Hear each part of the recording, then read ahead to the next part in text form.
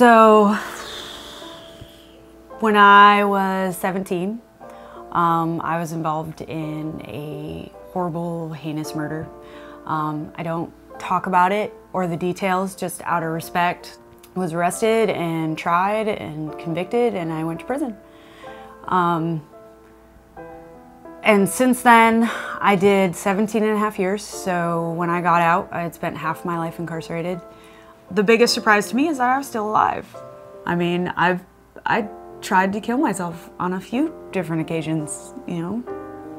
I've been out over 2 years now, just trying to learn how to be an adult and kind of start over, I hadn't really, you know, I'd never lived outside of my parents' house before prison. I'd never done my own laundry, wrote a check, had a credit card, used the internet or a cell phone.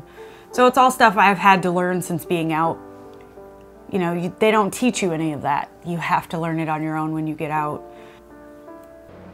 So I was learning Instagram. I was learning social media, and I had gotten an Instagram account. He messaged me, and I didn't know there was private messaging.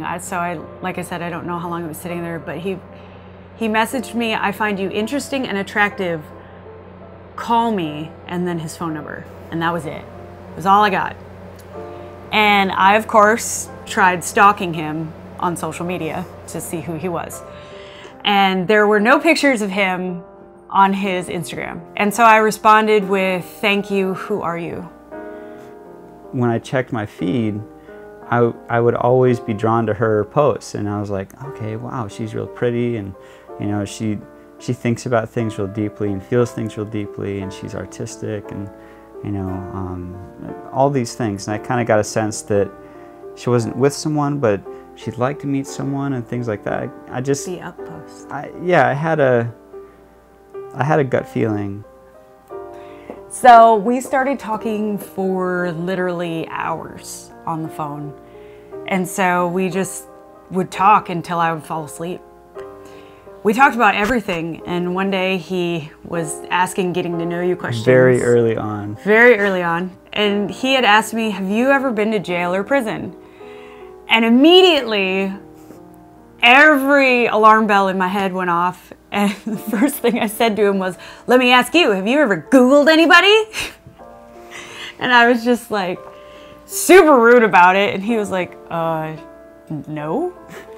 So I was like, well, I just opened that door. So I opened that door, and I walked through it, and I told him, and I let him ask me any questions he wanted, because you have to be honest with people. You can't, when you have a past like mine, you can't hide it. And when you hide it, it makes people angry. I try to be super honest. So I was honest. He asked me some questions, and we just kept talking past that. Like, the world was all new to me. People were new to me. Dating for me was a hideous exercise of judgment. So I was having a good time talking to him on the phone, and I didn't want to ruin it. So Christmas came around, and my entire family was in town because it was my first Christmas out. I had convinced my father to go get a tattoo. When I was 12, my brother died of an AIDS-related brain tumor. So when I got out, I got a tattoo for my big brother Chris, an AIDS ribbon. And so I had convinced my father to go get one too, so we had matching ones. So we came back from getting a tattoo, and I was hanging out with my uncles and my family, and he had texted me. He's like, "What are you doing?" I'm like, "Oh, we just got back from the tattoo parlor, and you know, it was awesome." And he was like, "Well, come hang out with me." I said, "Well, I'm just gonna hang out with my family." He goes, "No, don't do that, come do this." And so he texted me an address. I'm like, "Where are you?" He's like, "Well, I'm at a friend's house." I'm like, "No, no, I'm not going there. Are you out of your mind? I'm not going to some random house that I don't know." It was only 2 miles away from where I was. I stayed in my house, and it was about an hour later, and I was just like hanging out with my family. And I was like, "Okay, here I come. Where are you again?" It was a good time. We had a good time. It was just one of those things where I was like, all right, well, this was neat. But we'd never seen each other on our own. Like, there was a bunch of people buffering that particular thing. And he's like, well, I'll call you and we'll have a date. So we went to the botanical gardens, and that was our first date. And so the next day was New Year's Eve, and we were gonna go out for New Year's. It was gonna be my first New Year's Eve, and he wanted to take me out. And I was like, great. And that morning I went for a run. I made it a half mile from my house and tripped and landed on my knee and found out later I broke my femur.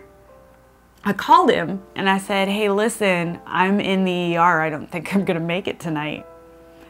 I thought you were blowing me off. Yeah, for sure. He kept texting me the whole time I'm in the ER. And then I'm in the ER dealing with this. And but he called me and he's like, if you still want to go out, let me know. So I went home and I took a shower and I called him and I said, I still want to go out. And so he came over to my house and I was, you know, straight-legged in an immobilizer. And Danny carried me around all New Year's Eve. So for the next 7 weeks, like, I couldn't walk. But Danny knew I was trapped in the house, so he would come get me and take me out. Ever since I met Kelly, like, that's the only thing for me has been Kelly. I've never considered, you know, just, well, maybe I should close this up and find someone else. That's never been a thought that's entered my mind. It feels weird to just even say it. It was our anniversary, so the botanical garden lights were up again. I had arranged a private helicopter tour of Atlanta. Yeah. And then arranged for him to stop and hover over the botanical gardens with the lights. And I was like, oh, it's so great. And I'm taking pictures. And he's talking to me. And I'm like, yeah, that's great, honey. Like, I'm taking pictures. Like, shh. He kept talking, and then I saw the box. There was a long silence, and she starts hitting me like, well, put it on. Yeah, and well, I look at her quizzically, and she says, oh, well, yes, of course. Yeah. He had this look of almost fear and question on his face, and I realized I hadn't said yes. You know, I can't find a job, or I lose a job, or, you know, or they ask me to stop coming back because they find out about me, or, you know, and I'm stressed out 80% of the time. There's a lot of stuff that happened to me that unfortunately Danny has to deal with now. You know, my entire 20s I endured physical, mental, and sexual abuse. It'd be one of those things where, you know, I'd sleep on the couch and he'd sleep on the couch across from me and just hold my hand because I was like, you can't touch me. You can't come near me. You just can't. You know, it's not fair to him to have to pay for my past. Mistakes and things that I did when I was a teenager, you know, what led me to go to prison, that's not his fault, but he pays for it. It sucks that he has to work so hard to make up for the fact that I can't get a decent job, or, you know, it's not fair to him to have to pay for my past.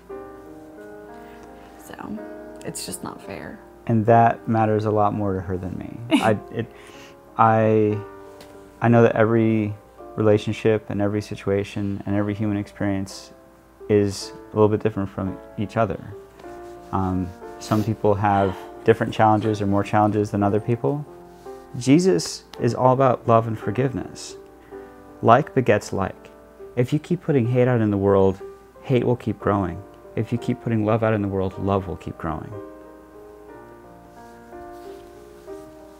I'm sorry to soapbox.